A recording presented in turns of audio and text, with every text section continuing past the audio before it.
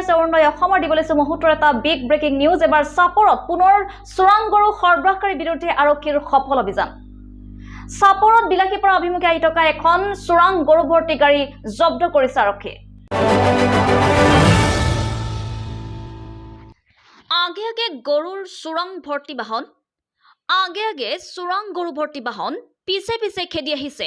আৰক্ষীৰ বাহনে যেন এক শ্বাসৰুদ্ধকৰ পৰিৱেশ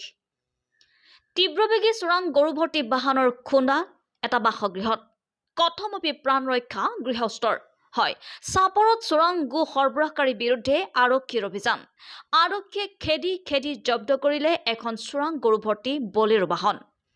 বিলাসীপাৰাৰ পৰা চাপৰ অভিমুখে আহি আছিল গৰু ভৰ্তি বলেৰো বাহনখন তীব্ৰবেগী বাহনখন বিলাসীপাৰা আৰক্ষীয়ে খেদি অহাত চাপৰৰ পাৰ্শ্বৱৰ্তী শান্তি নগৰ গাঁৱৰ ভিতৰত সোমাই দি এটা ঘৰত খুন্দা মাৰে ফলত ঘৰখনৰ কিছু পৰিমাণে ক্ষতিগ্ৰস্ত হয় আৰু চালক আৰু হেণ্ডিমেন বাহন এৰি ঘটনাস্থলীৰ পৰা পলায়ন কৰে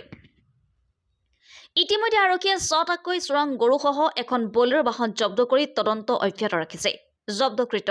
চোৰাং গৰু ভৰ্তি বাহনখনৰ নম্বৰ ক্ৰমে AS17V5654 চাপৰ পৰা আলী আকবৰ ৰিপৰ্ট অৰুণোদয় অসম এইখন গাঁৱত এখন বলেৰো গাড়ী আহিছে আহাৰ পিছত মানে পিছে পিছে পুলিচৰ গাড়ীও আহিছে আমি আহি চালোঁ যে গাড়ীখনত গৰু আছে এখন বলেৰো মানে আগে আহি আছে পিছত মানে ৩-৪খন গাড়ী আহি আছে পিছত পুলিচৰ গাড়ী আমি চালোঁ যে পুলিচৰ গাড়ী পিছত আহি চালোঁ যে বলেৰোখন আছে কিন্তু বলেৰোখনত মানুহ নাই মানে বলেৰোখনত চালোঁ গৰু আছে মোটামুটি ৬টামান মানে বিলাসীপাৰাৰ পৰা মাছপাৰাৰ পৰা ইয়াত খেদি আহিছে এই জাগাখনৰ নাম কি এই জাগাখনৰ নাম সুতিৰমুখ শান্তিনগৰ আৰক্ষীয়ে খেদি আনিছে আমাৰ গাঁওখনৰ ভিতৰত যেতিয়া সোমাইছে ইফালে আৰু ৰাস্তা নাই আৰক্ষীয়ে খেদি লৈ আহিছে গাড়ীখন আপোনালোকে সহযোগ কৰিছে আমি সহযোগ কৰিছোঁ গাড়ী আৰু মানে গৰুবিলাক পাইছে কি গাড়ী আছে এখন বলেৰো গাড়ী আছে আমাৰ এই ঠাইখনৰ নাম হৈছে সুতিৰমুখ শান্তিনগৰ আমি ৰাতি প্ৰায় 10:30মান বাজে তেতিয়া আমি ঘৰত শুই আছিলোঁ কিন্তু শুই থকা অৱস্থাত আমি হঠাৎ কৰি ইয়াত গাড়ীৰ শব্দ শুনা পাই কিনে আমি ওলাই আহি চালোঁ যে এখন গাড়ীয়ে এখন ঘৰত খুন্দা মাৰি কিনে ড্ৰাইভাৰ হেণ্ডিমেনে পলায়ন কৰিছে কিন্তু তাৰ অলপমান পিছতে আৰু দেখা পালোঁ যে 3-4খনমান পুলিচৰ গাড়ী আহি সেই গাড়ীখন জব্দ কৰিছে পিছত আমি ওলাই আহি চালোঁ কি হ'ল গাড়ীখন কি হ'ল